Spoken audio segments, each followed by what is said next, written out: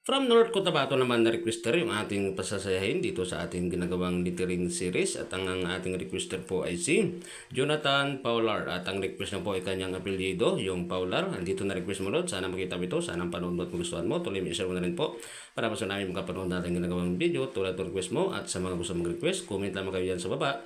At subscribe natin magawa lahat yan. At sa mga naka-request naman po, ipakihintay lamang at pag-ibangan dito sa ating littering series at malay po ninyo. Sa inyo na yung ating susunod na gagawin at hindi po imposible na magawa natin yan dahil tulad itong kay Jonathan Paular ay ginagawa na natin sa kanya. Kaya abangan nyo lamang po at promise gagawin natin yan. At yung ating ginamit na kulay dyan ay yung latex color blue at yung background natin ay napili natin yung light yellow.